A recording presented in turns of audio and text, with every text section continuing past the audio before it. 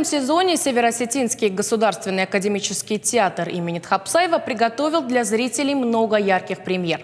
Продолжается масштабная работа над спектаклем «Король Лир», а уже на днях зритель увидит демона по поэме Михаила Лермонтова. Постановка обещает удивить смелыми решениями и современным подходом. Сейчас идут последние репетиции. На одной из них побывала и наша съемочная группа.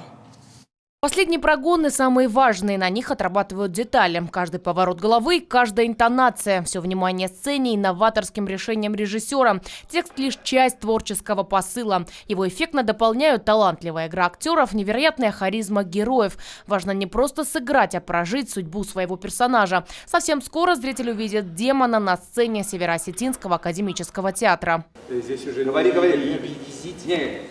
Фашмоны. Артисты передают известный литературный сюжет с помощью пластики, эмоций, музыки. Загадочная поэма Лермонтова, в основе которой лежит красивая восточная легенда о том, как печальный демон полюбил княжну. Здесь вся гамма чувств и переживаний, борьба света и тьмы за человеческую душу, вечные вопросы о любви и вере. Роль красавицы Тамары исполняет актриса Амина Кацева.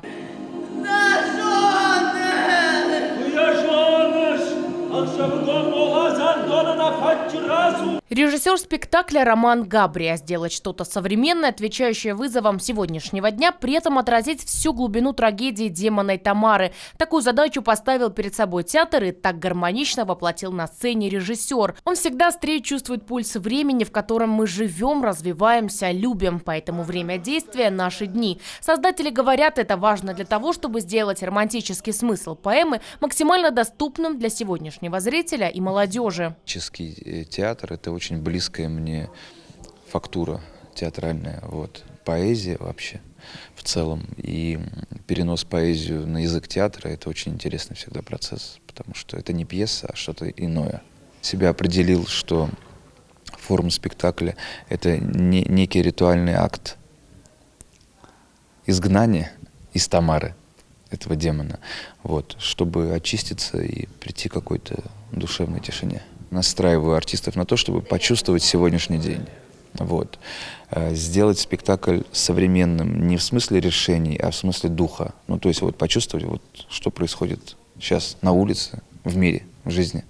Яркие акценты, декорации, концентрация на свете и звуке. Каждый элемент отражает общий посыл спектакля. А смелые музыкальные решения не оставят зрителя равнодушным. Красными нитями проходит через всю постановку тот самый дух осетинской культуры. Роль падшего ангела, который отчаянно хочет любить, исполняет Ацама Скочиев.